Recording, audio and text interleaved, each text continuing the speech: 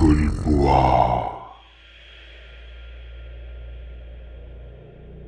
आज राणीचा 8वा वाढदिवस होता. घरात सगळीकडे आनंदच आनंद होता. राणी ही शांत आणि अशोकची एकुलती एक मुलगी होती. ती म्हणजे दोघांची जीव का प्राण होती. तिच्या घरी येण्यामुळे घरातील वातावरण हे मंगलमय बनलेलं होतं. तशी राणी ही काही शांताची पोटची मुलगी नव्हती. शांताच्या लग्नानंतर त्यांना बरेच वर्ष मूल होत नव्हतं. तेव्हा अशोक आणि शांताने एक मूल दत्तक घ्यायचे ठरवलं. अनाथ आश्रममध्ये ते गेले असता त्यांना तिथे एक गोड मुलगी दिसली. त्यावेळेस त्या मुलीचं वय अवघं 1 वर्ष होतं. आज त्याच मुलीचा म्हणजे राणीचा 8वा वाढदिवस होता. एके दिवशी त्या गावाला एका मांत्रिकाची नजर लागली. त्या मांत्रिकाला अमर होण्यासाठी एका लहान निरागस बाळाच्या बळीची गरज होती आणि त्या दुष्टाची नजर निरागस राणीवर पडली.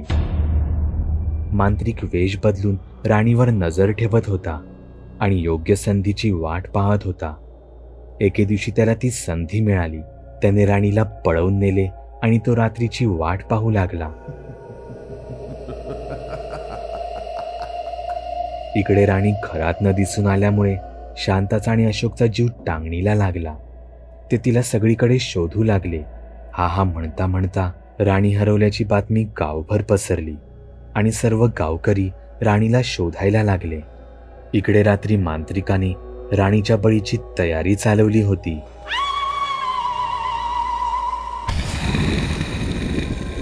तो राणीला समोर बसवून एकसारखा मंत्र म्हणत होता.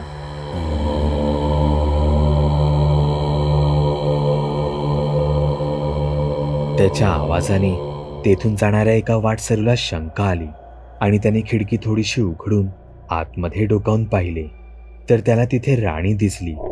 त्याने तिला ओळखले आणि लागलीच त्याने सर्व गावकऱ्यांना खबर दिली. गावातील लोक मांत्रिकाच्या घराजवळ आले आणि त्यांनी मांत्रिकाच्या घराचा दरवाजा तोडून आतमध्ये प्रवेश केला. त्यांनी राणीची सुखरूप सुटका केली. मांत्रिकाला पाहून गावकऱ्यांचा संताप अनावर झाला आणि त्यांनी मांत्रिकाला मारायला सुरुवात केली. मारहाण सहन न झाल्यामुळे मांत्रिकाचा तिथेच अंत झाला. सर्वांनी सुटकेचा निश्वास सोडला. याला काही दिवस निघून गेले आणि एके दिवशी रात्री अशोक, राणी आणि शांता हे झोपली असताना शांताला मध्यरात्री कसल्या तरी आवाजाने अचानक जाग आली. तिने पाहिलं तर राणी तिथे कुठेच नव्हती. ती घाबरून तिला शोधायला लागली. शोधता शोधता शांताला परत एकदा आवाज आला. ती त्या आवाजाच्या दिशेने निघाली आणि समोरील दृश्य पाहून ती जाग्यावरच थबकली. कारण राणी चक्क केस मोकळे सोडून भिंतीवर चालत होती.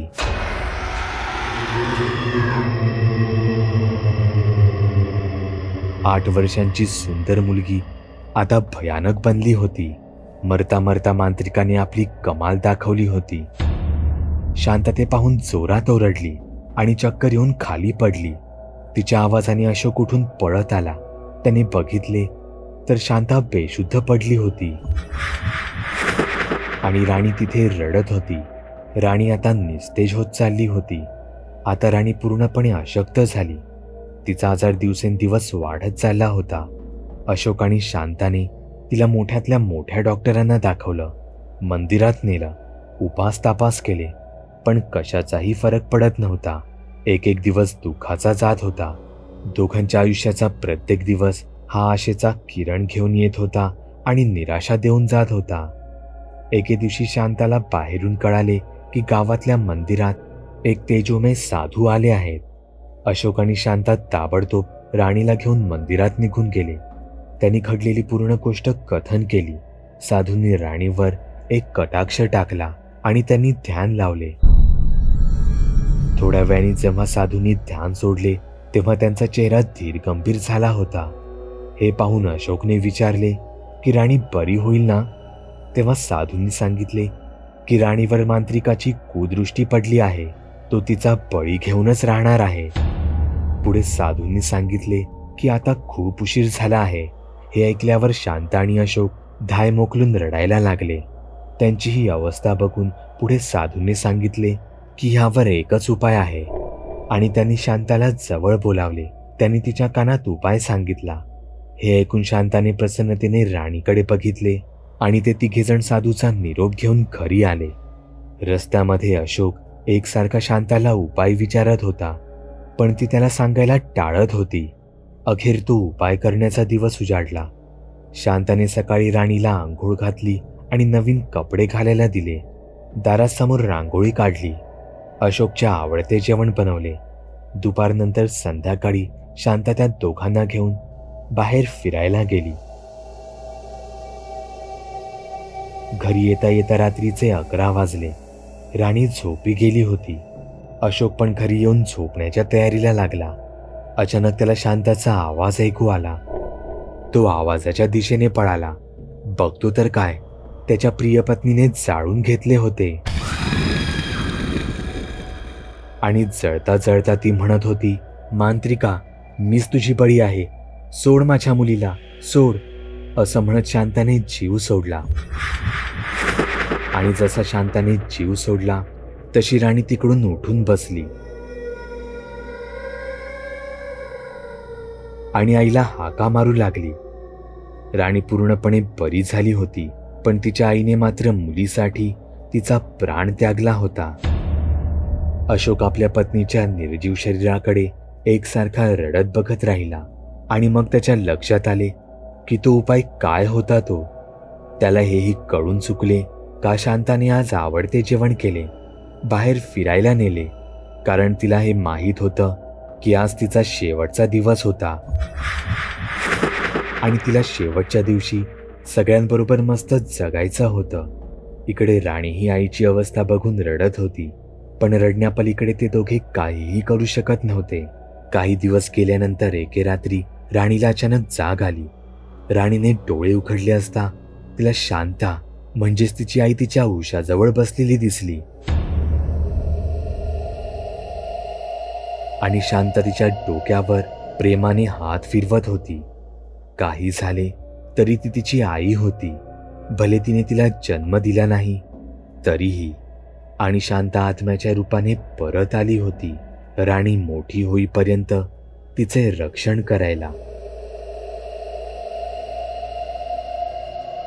अंकित आणि रमाचं लग्न 7 वर्षांपूर्वी झालं होतं, पण रमाचं प्रेम हे दुसऱ्यावर होतं. लग्नानंतरही तिचं प्रेम प्रकरण चालूच राहिलं. अंकित तिला खूप समजावून सांगत असे, पण तिला काही फरक पडत नव्हता.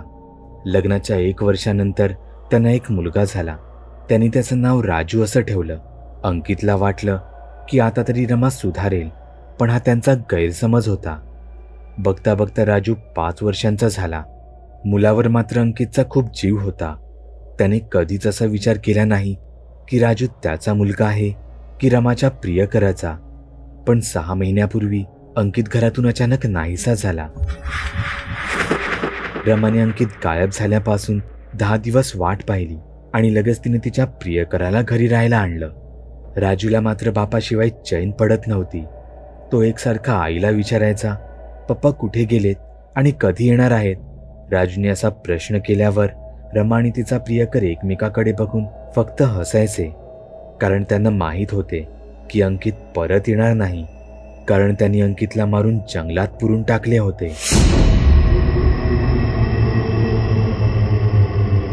काही दिवसापासून राजू पप्पांविषयी काही विचारत नव्हता आणि खूप आनंदितही राहायचा. हे पाहून रमाला वाटले की राजू बहुतेक अंकितला विसरला असेल. एके दिवशी रमाने राजूला विचारलं की तुला तुझ्या पप्पांची आठवण नाही येत का. तेव्हा राजूने तिला निरागसपणे उत्तर दिलं की आता पप्पा त्यांच्या सोबतच असतात. हे ऐकून रमा आणि तिचा प्रियकर अतिशय भयभीत झाले, पण भीती न दाखवता रमाने विचारले की आत्ता पप्पा कुठे आहेत. त्यावर राजूने सांगितले, ते काय, वर माळ्यावर बसले आहेत. दोघांनी वर माळ्यावर पाहिले असता अचानक अंकितच्या आत्म्याने दोघांवर झडप टाकली आणि त्यांना मारून टाकलं. खरं म्हणजे अंकितला रमाचं वागणं काही खरं वाटत नव्हतं, म्हणून त्याने पूर्ण प्रॉपर्टी ही राजूच्या नावावर केली होती. ज्यावेळेस राजू 21 वर्षांचा होईल त्यावेळेस त्याला संपत्तीचे सर्व अधिकार मिळतील अशी तजवीज करून ठेवली होती. पण राजूनेही आपल्या पित्याची मान खाली घातली नाही. तोही चांगला शिकून यशस्वी झाला आणि आता तो दुसऱ्यांनाही खूप मदत करतो. तुम्ही सुद्धा तुमच्या गोष्टी बागुलबुवाला मेल किंवा मेसेज करू शकता. चॅनलवर अपलोड केलेल्या नवीन व्हिडिओची नोटिफिकेशन मिळवण्यासाठी चॅनल सबस्क्राईब करायला विसरू नका. व्हिडिओ आवडला तर आमच्या मेहनतीचा मोबदला म्हणून तो लाईक करून मित्रांसोबत जरूर शेअर करा. चॅनलवरचे इतर व्हिडिओ पाहण्यासाठी इथे क्लिक करा. तसेच चॅनलवरची प्लेलिस्टही चेक करा. दर दिवशी नवनवीन भूतांचे व्हिडिओ बनवून मी तुमचं मनोरंजन करत राहू याची खात्री बाळगा.